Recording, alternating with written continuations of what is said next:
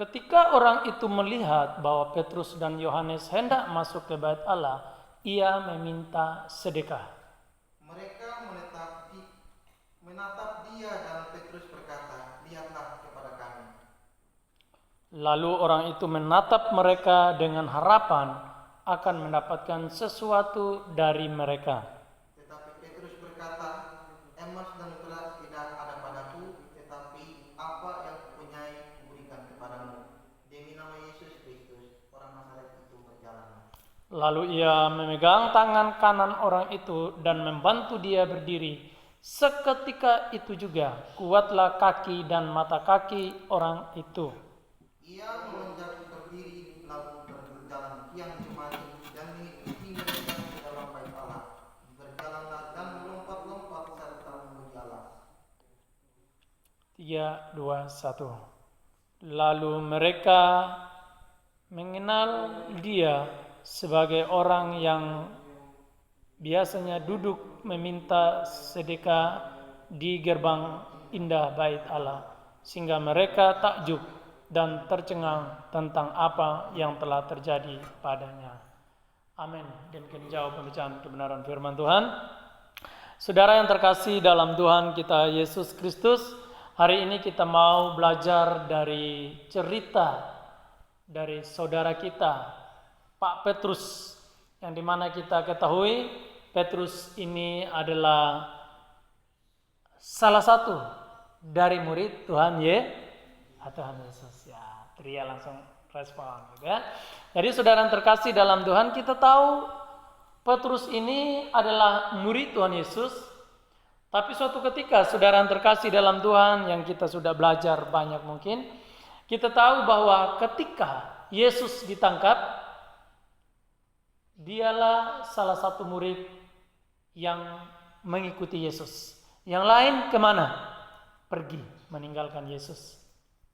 Dia mengikuti Tuhan Yesus, bahwa Tuhan Yesus dibawa ke dalam ruangan, lalu dia masuk, lalu ada seorang ibu yang adalah penjaga pintu, dia berkata, dia ini adalah salah satu dari pengikutnya Yesus. Lalu Petrus berkata, kamu bicara apa? Saya tidak tahu, saya tidak kenal dia. Tapi ketika dia masuk ke dalam ruangan lagi, iya benar, kami pernah melihat orang ini, dia pengikut Yesus, orang Nazaret ini. Tidak, saya tidak kenal dia, saya tidak kenal sama dia. Sampai dia menyangkal berapa kali? 3 kali. Tapi Yesus pernah berkata kepada Petrus, Petrus, sebelum engkau menyangkali, sebelum ayam berkokok, engkau sudah menyangkali aku 3 kali. Tidak Tuhan, saya mau mengikuti engkau sampai saya mati. Dia berkata, Tuhan, saya mau mengikuti engkau sampai saya mati. Petrus, ingat baik-baik, sebelum ayam berkokok, engkau sudah 3 kali menyangkali aku.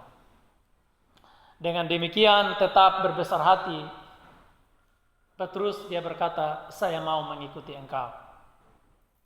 Nah, saudara yang terkasih dalam Tuhan kita Yesus Kristus, ketika dia menyangkali Yesus 3 kali, dia terdengarlah seekor ayam yang berkokok. Nah, di situ ketika Petrus mendengar ada ayam yang berkokok, teringatlah dia akan apa yang Tuhan katakan.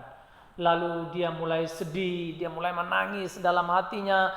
Saya adalah pengikut yang tidak baik, saya adalah murid yang tidak baik, saya adalah murid yang jahat, saya adalah murid yang tidak berguna. Iya, memang betul, kamu adalah murid yang tidak baik, kamu tidak dikasihi Tuhan, kamu tidak dicintai Tuhan. Intimidasi demi intimidasi daripada si jahat, daripada si iblis makin mengaum di dalam hatinya Petrus pada waktu itu. Lalu dia sangat sedih sekali, dia pergi keluar dari ruangan itu, dia meratap, dia menangis, saya adalah orang yang tak berguna, saya adalah orang yang jahat, apakah saya ini adalah benar, saya adalah muridnya Yesus, kalau saya adalah muridnya Yesus, kalau saya adalah pengikutnya Yesus, kalau saya adalah orang yang percaya, mengapa saya tidak percaya apa yang Tuhan katakan? Saya berkata, saya akan mengikuti Engkau Tuhan sampai saya mati. Namun saya menyangkali dia. Lalu dia terus bertanya dalam hatinya, dia bertanya, apakah saya betul saya adalah murid Tuhan? Benarkah saya ini adalah pengikutnya Tuhan? Jikalau memang betul saya adalah pengikutnya Tuhan, mengapa saya seperti ini? Nah, tidakkah demikian dengan hari-hari kita juga, saudara yang terkasih dalam Tuhan? Ketika kita berada di beberapa titik tertentu, mungkin kita sama seperti Petrus ini.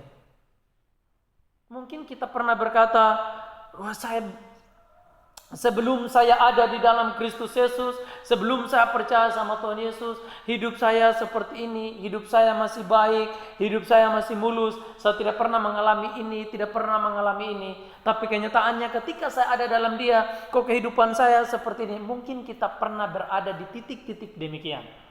Namun saudara yang terkasih dalam Tuhan, Alkitab mengizinkan, mencatatkannya semuanya itu untuk mengembalikan hatinya Tuhan yang paling terbaik, yang paling setia di dalam saudara dan saya. Amin. Hatinya Tuhan adalah hati yang tetap melekat kepada kita. Di tengah-tengah situasi yang tidak baik sekalipun, Tuhan tetap mau agar kita ini tetap merenungkan segala kemurahan, segala kebaikan Tuhan yang Tuhan telah kerjakan jauh besar dalam hidup kita. Kemarin ketika saya ketika kami ikut level up, ibadah level up, kami juga sekalian saya didoakan dirayakan ulang tahun saya yang ke-35 tahun. Nah, di situ saya bersyukur ya Tuhan sangat baik dalam penyertaan yang baik sekali dalam hidup saya. Dan saya bilang, Tuhan terima kasih buat semuanya. Ada anak-anak muda yang mendoakannya. Ada senang anak muda, karena anak muda jangan sampai terhilang dari gereja.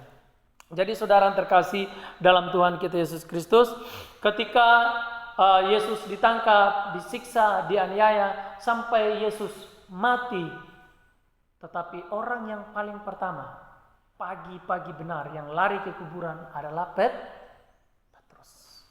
Dia lari, dilihat di sana kuburan sudah terbuka, lalu dimasuk ke dalam, dia tidak melihat Yesus lagi. Dia tidak menjumpai Yesus. Tetapi dia tidak berani berkata, ya benar, Yesus pernah berkata pada hari yang ketiga, dia akan bangkit dari antara orang mati. Dia tidak berani berkata demikian, sebab iblis selalu mengintimidasi dia. Jikalau memang saya layak untuk menceritakan tentang Tuhan, mengapa saya menyangkali dia? Mengapa saya tidak hidupi perkataan saya yang dimana saya berjanji kepada Tuhan, aku akan mengikuti engkau sampai mati. Tapi saya menyangkali dia, sehingga sekalipun teringat bahwa Yesus pernah berkata dia bangkit dari antara orang mati pada hari yang ketiga, tapi Petrus tidak berani. Dia selalu terintimidasi, dia selalu ditekan dengan rasa dia bersalah, dia takut, dan dia bertanya terus dalam dirinya, apakah saya ini adalah muridnya Yesus? Apakah saya adalah benar-benar adalah muridnya Yesus? Iblis selalu mengintimidasi dan Iblis berkata, kau bukan muridnya Yesus. Kau tidak dikasihi, kau tidak dicintai oleh Yesus. Kau tidak layak, kamu tidak pantas. Lebih baik kamu itu menjadi seorang penjala ikan. Petrus ini adalah penjala ikan. Lebih baik kamu menjadi seorang penjala ikan. Akhirnya dengan tekanan-tekanan yang demikian, saudara yang terkasih dalam Tuhan, dia lari dan dia kembali ke dalam kehidupan lamanya. Lebih baik saya ini menjala ikan. Lebih baik saya ini pergi tangkap ikan. Dia bercerita kepada istrinya, kepada anak-anaknya, pada tetangganya, pada keluarganya. Saya tidak pantas mengikuti Yesus. Saya tidak pantas menjadi penjala seorang manusia. Saya tidak pantas memberitakan Injil. Sebab saya ini seperti ini. Tidakkah kita juga seperti ini? Kita juga terkadang merasa tertuduh dengan apa yang kita lakukan dalam hidup kita. Pantaskah saya ini menjadi orang Kristen? Pantaskah saya ini menjadi orang percaya? Bahkan ada yang berkata, saya tidak pantas menjadi pendeta, sebab saya seperti ini. Saya tidak pantas menjadi pemberita Injil, sebab kehidupan saya seperti ini. Saya tidak pantas untuk menjadi seorang misionaris, sebab saya seperti ini. Saya tidak pantas menjadi seorang ini, sebab saya sempat merokok, saya sempat minum mabuk, saya sempat seperti ini. Saya tidak pantas. Terkadang kita berada di titik-titik demikian dan kita menghakimi diri kita sendiri.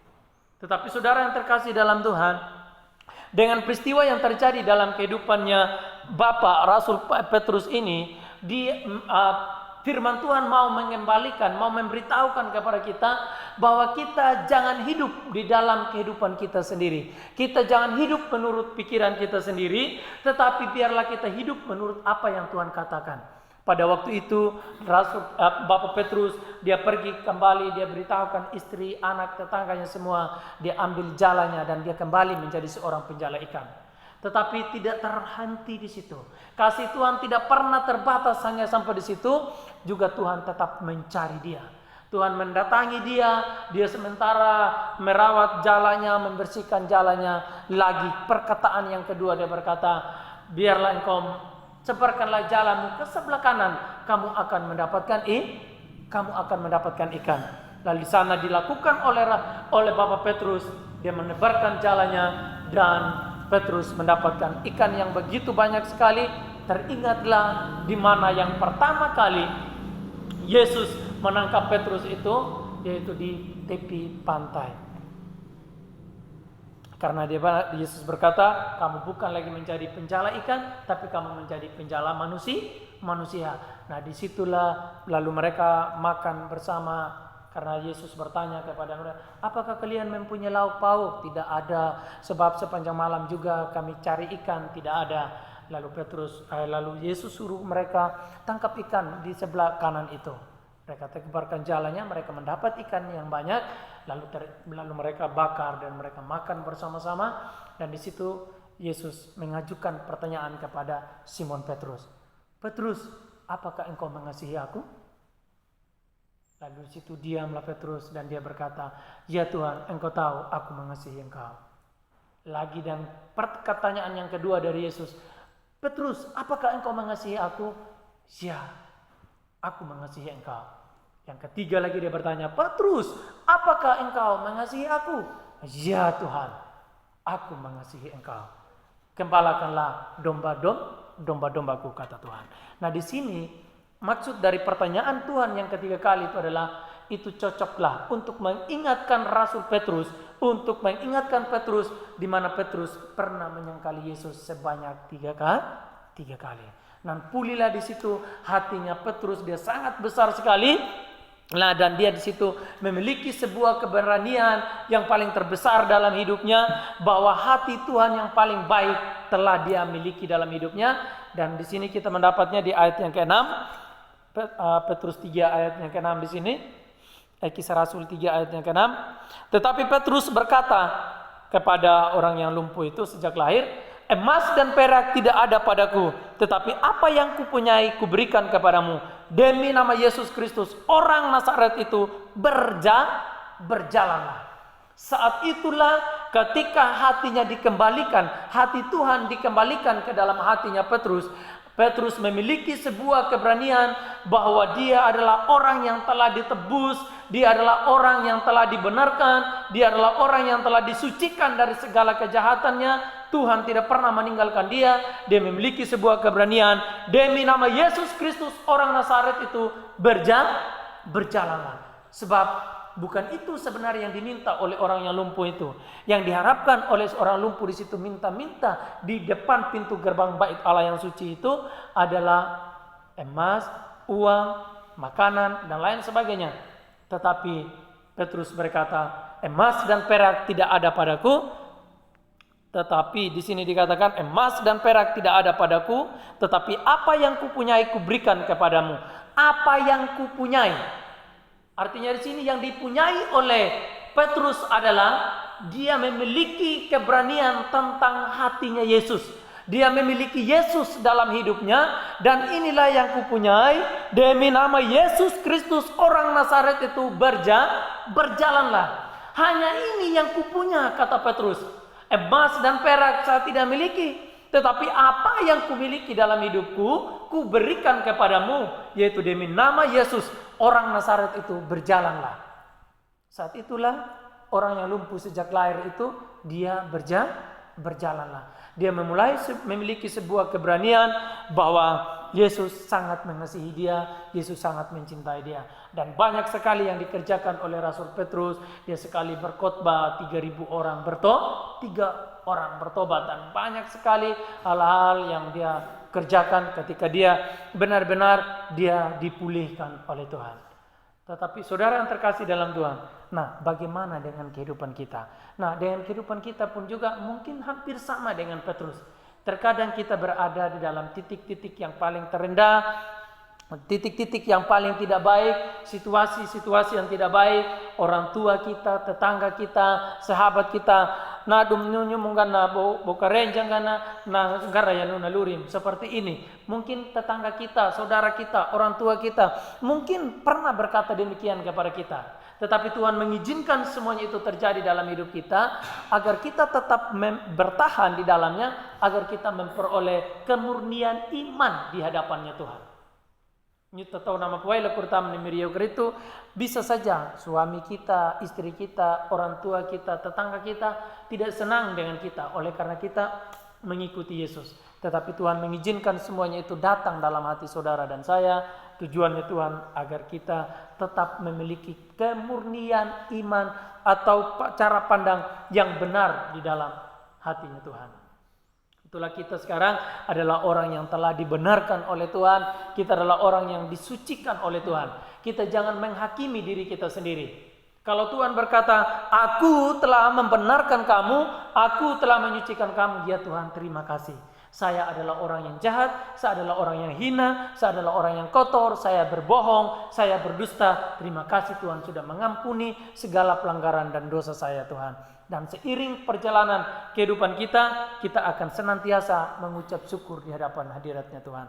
Baik ataupun tidak baik keadaannya kita, hamu pun ang dan hamu na keadaan lurin dan nyutanggana, tetap kita mengucap syukur kepada Tuhan. Karena Tuhan adalah Tuhan, karena Yesus adalah Yesus yang telah menebus kita dari segala pelanggaran dan segala dosa kita.